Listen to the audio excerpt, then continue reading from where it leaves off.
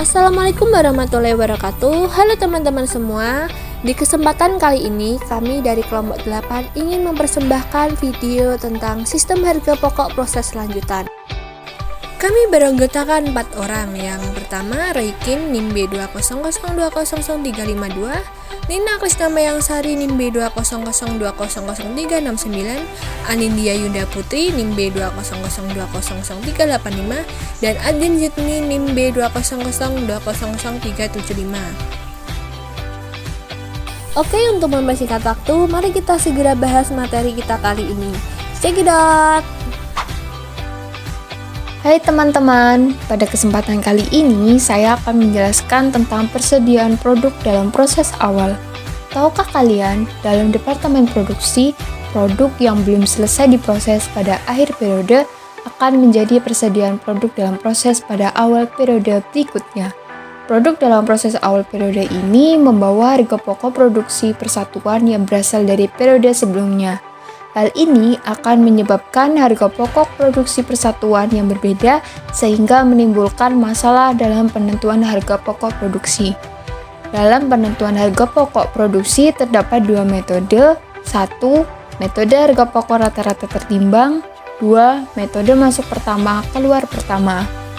Dalam metode harga pokok rata-rata tertimbang, harga pokok persediaan produk dalam proses awal ditambah biaya produksi sekarang, kemudian jumlahnya dibagi dengan unit ekuivalensi produk. Nah, untuk menentukan harga pokok produksi jadi yang ditransfer ke departemen berikutnya, bisa dilakukan dengan cara mengalihkannya dengan jumlah kuantitasnya. Dalam metode masuk pertama keluar pertama, biaya produksi periode sekarang pertama kali digunakan untuk menyelesaikan produk pada awal periode masih dalam proses. Kemudian setelah itu sisanya digunakan untuk mengolah produk dalam proses periode sekarang. Contoh, pada awal periode terdapat persediaan bahan baku sebanyak 100 kg yang harga pokoknya 1.000 per kilogram. Dalam periode tersebut terjadi pembelian bahan baku sebanyak 400 kg dengan harga 1.200 per kilonya. Jika pada akhir periode ternyata diketahui jumlah bahan baku yang dipakai sebanyak 250 kg, maka akan timbul masalah harga pokok yang mana yang akan digunakan untuk menghargai bahan baku yang dipakai tersebut.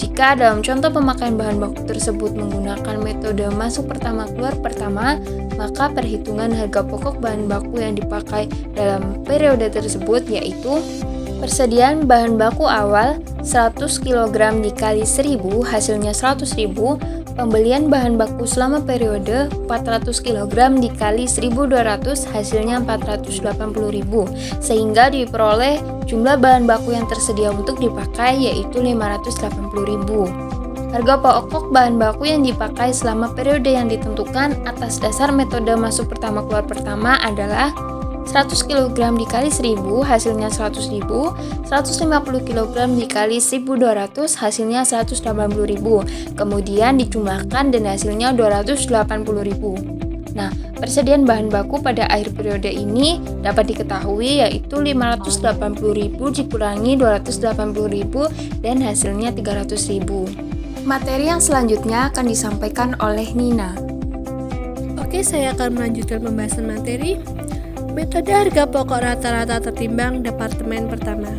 Dalam departemen pertama ini, biaya yang harus kita perhitungkan adalah biaya persediaan produk dalam proses awal dan biaya produksi pada periode yang sekarang.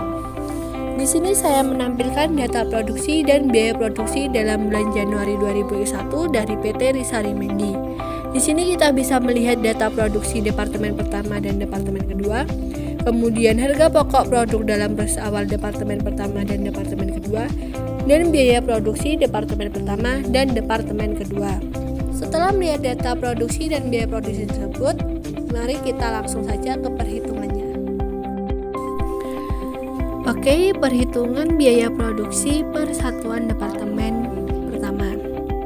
Di sini kita harus menjumlahkan biaya yang melekat pada produk dalam proses, kemudian ditambah biaya yang dikeluarkan dalam periode sekarang. Lalu total biayanya akan dibagi dengan unit ekuivalensi yang sudah kita cari sebelumnya. Hasil tersebut menghasilkan biaya produksi per kilogram. Selanjutnya kita ke perhitungan harga pokok produksi selesai dan persediaan produk dalam proses departemen pertama.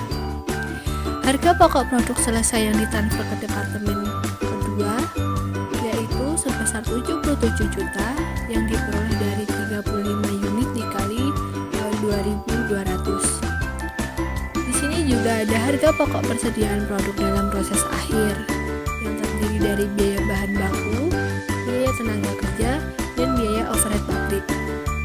Totalnya 15.210.000. Lalu kita jumlahkan dengan harga pokok produk selesai ditarik ke departemen 2 tadi sebesar 77 juta.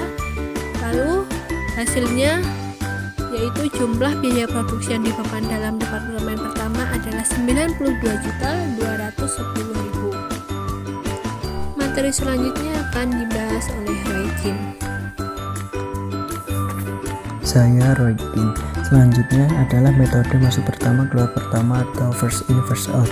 Kita langsung saja masuk ke dalam cara menghitung unit ekuivalensi biaya bahan baku, yaitu dengan cara persediaan produk dalam proses awal ditambah produk selesai yang ditransfer ke departemen 2 ditambah produk dalam proses akhir sama dengan jumlah unit ekuivalensi biaya bahan baku.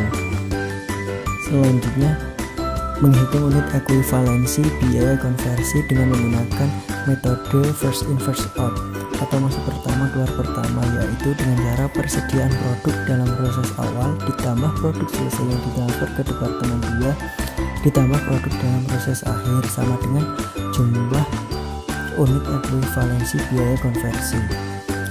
Kemudian menghitung biaya per satuan dengan menggunakan metode first in first out, yaitu total biaya dibagi dengan unit ekuivalensi sama dengan biaya produksi per satuan. Berikutnya cara menghitung harga pokok produk selesai dan persediaan produk. Harga pokok produk selesai yang ditransfer ke departemen 2. Di dalamnya terdapat harga pokok persediaan produk dalam proses awal ditambah biaya penyelesaian produk dalam proses awal, di antaranya biaya bahan baku, biaya tenaga kerja, biaya overhead pabrik, ditambah harga pokok produk dari produksi sekarang sama dengan harga pokok produk selesai yang ditransfer ke departemen 2. Kemudian ditambah harga pokok produk dalam proses akhir, diantaranya biaya bahan baku, biaya tenaga kerja, biaya overhead, sama dengan jumlah biaya yang dibebankan dalam departemen 1. Tambahan bahan baku dalam departemen produksi setelah departemen produksi pertama. Pada umumnya, bahan baku diolah pertama kali dalam departemen pertama. Namun, seringkali dalam proses produksi bahan baku ditambahkan dalam departemen produksi setelah departemen produksi pertama. Tambahan bahan baku ini mempunyai dua kemungkinan. Yang pertama, tidak menambah jumlah produk yang dihasilkan, atau yang kedua, dapat menambah jumlah produk yang dihasilkan oleh departemen produksi yang mengonsumsi tambahan bahan baku tersebut. Apabila tidak menambah jumlah produk yang dihasilkan, hal ini berarti tidak berpengaruh terhadap ekuivalensi produk dan tentunya tidak mempengaruhi perhitungan harga pokok produksi.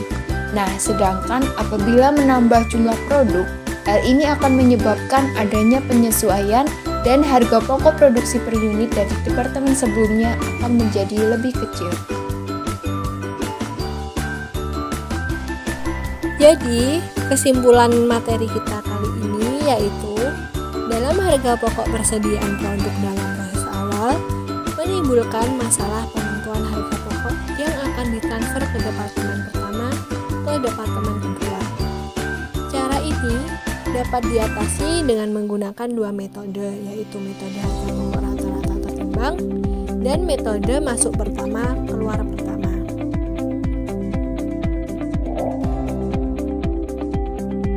Sekian pembahasan dari kelompok kami, semoga bermanfaat, kurang lebihnya mohon maaf. See you guys, bye bye.